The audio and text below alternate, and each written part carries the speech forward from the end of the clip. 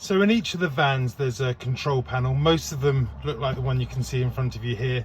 There is this one which is slightly different in our long wheelbase van, but the functionality is very much the same.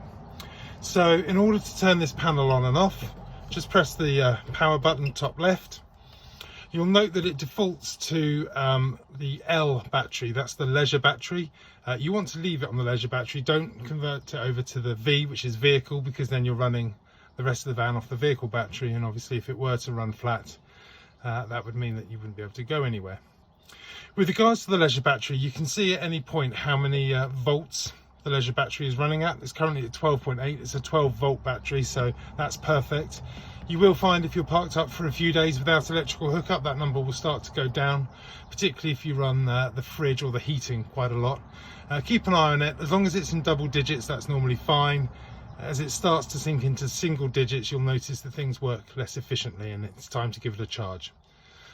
You can charge that leisure battery by hooking up, which I'll show you in a moment, or simply driving the van. And there's a split charger in the engine that then converts the power generated by the engine to recharge that battery for you. So that's how you do it. It's also worth pointing out there's two 3-pin sockets here, neither of which actually work unless you have an electrical hookup. The van is not capable of producing 240. You do need to have your hookup cable connected either at the campsite or on a standard 3-pin plug at home. The other buttons on here are fairly obvious. In order for the tap to work in the sink, that tap needs to be on. In order for the lights to come on, as if by magic, you just press the light button here. It is also worth pointing out that each of these lights can be individually controlled. If you have the magic touch, you can turn them on and off throughout the van.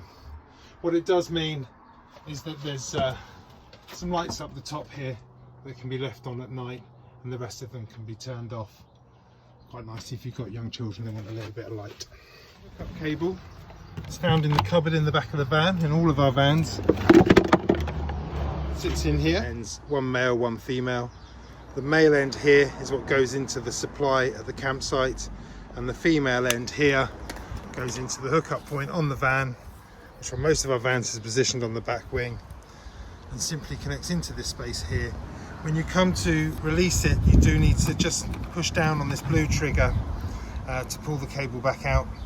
And just another really useful point, when this is closed, push it till it clicks, because if not, when you're driving down the motorway, that will tend to flap open and they come off at about 60-65 miles an hour and fly down the motorway behind you. Actually at a campsite, but you'd like to hook up, we do provide with all of our vans this little 3-pin adapter, so that plugs into a normal 3-pin socket, and then this is connected to your cable in the same way.